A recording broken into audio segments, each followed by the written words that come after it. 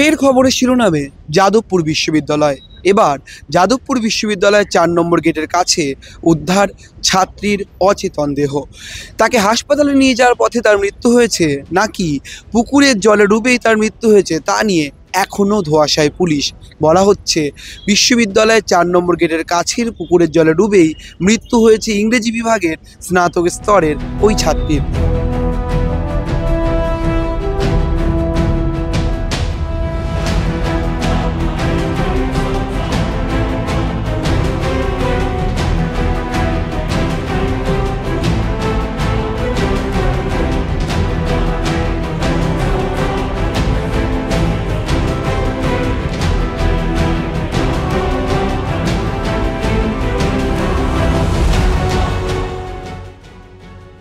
দুপুরবেলায় তরফ থেকে থানাতে একটা ইনফরমেশন দেওয়া হয়েছে।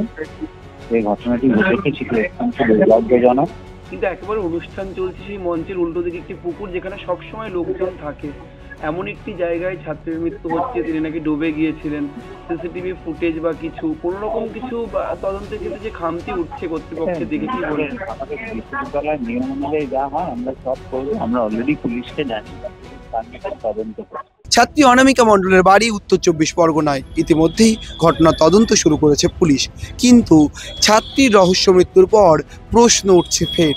তৃণমূল ছাত্র পরিষদের পক্ষ থেকে বলা হচ্ছে, আজকে সকালবেলা সেখানে গিয়ে বিভিন্ন জিনিসপত্র পাওয়া গেছে যা একটা শিক্ষাঙ্গনে পাওয়া উচিত না, এবং সেইখানে ছাত্রীটির কি অবস্থায় এরকম ঘটনা ঘটলো যে সে মারা গেল আমি জানি না। এটা সঠিক তদন্ত হোক। কিন্তু এটা বুঝতে পারছি এই যে বামপন্থী পরিচালিত ইউনিয়নগুলি সারা রাত জেগে তাদের যে পার্টি হয়েছে ওইখানে তার ফলাফল হয়তো এটা। আমি এদেরকে দেখেছি এরা নিয়ম ভাঙার জন্যই সর্বদা বসে থাকে। এরা মনে করে যাদবপুর ইউনিভার্সিটি একটা আলাদা পৃথিবী, এবং সেই পৃথিবীর মধ্যে এরা এদের সব রকম নোংরামো করে বেড়ায়। গতকাল রাতে যখন ঘটনাটা ঘটেছে বলে শুনেছি, তারপর আমাদের সবার খুব মনটা খারাপ। যাদবপুরের এখনকার ছাত্ররা তো বটেই, আমাদের মতো প্রাক্তনীরাও, যে এটা একটা খুব দুঃখজনক ঘটনা ঘটেছে। পরিবারের পাশে আছি, শোকসন্তপ্ত মন আমাদের সকলেরই এখন এই অবস্থায়। মেনে নেওয়া যায় না তো, ক্যাম্পাসের ভিতরে একটা বাচ্চা মেয়ে এইভাবে তার রহস্য মৃত্যু হলো। নিশ্চিতভাবে তদন্ত হবে। অথরিটি যারা আছেন, যাদবপুর বিশ্ববিদ্যালয়ের পরিকাঠামোগত কতগুলো সমস্যা দীর্ঘদিন ধরে চলছে। শান্ত শিষ্ট ভদ্র, পড়াশোনার বাইরে কোনো জগৎ নেই, গলা উঁচু করে ওকে কোনোদিনও কথা বলতে কেউ দেখেনি। আমার মেয়ের জন্মদিনেও গেছে, ওদের পরিবারের সাথে আমাদের পরিবারের খুবই ভালো সম্পর্ক। এই পরিণতি অসম্ভবভাবে দেখছি, মানে মানা যায় না। দেখুন, আমিও একটি স্কুলে পড়াই, আমিও শিক্ষা জগতের সাথেই যুক্ত। সুতরাং বাচ্চারা পড়তে যাবে, শিক্ষাঙ্গনে বাচ্চাদের মৃতদেহ পাওয়া যাবে, এটা অন্তর থেকে এটা মানে এর ঘৃণা জানাবার ভাষা নেই। এই জিনিস কখনো না হোক, কেন হচ্ছে, কোথা থেকে হচ্ছে, বারবার কেন হচ্ছে, এটা বারবার করে জানার চেষ্টা করা হোক, তার মা বাবাকে সম্পূর্ণ জানানো হোক, এবং ভবিষ্যতে যেন কোনো দিন এই জিনিস না ঘটে। দয়া করে যাদবপুর যে ইউনিভার্সিটি কর্তৃপক্ষকে আমি হাত জোর করে অনুরোধ করছি, আপনারা দেখুন যেন কোনো ঘটনা এরকম আর না হয়।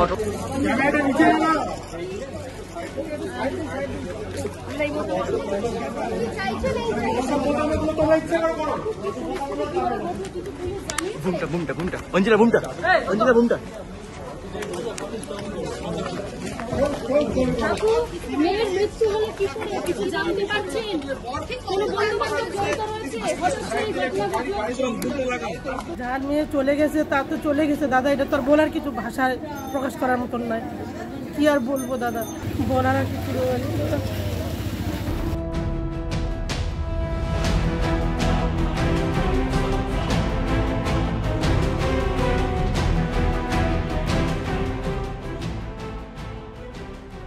যাদবপুর যাদবপুর যাদবপুর আর যাদবপুর নিয়ে একাধিক বিতর্কের মাঝেই এই ঘটনাও প্রশ্ন তুলছে ফের। ক্যামেরায় শুভজিৎ মুখোপাধ্যায়ের সঙ্গে রমেন দাস এবং অর্ণব দাসের রিপোর্ট, সংবাদ প্রতিদিন.in।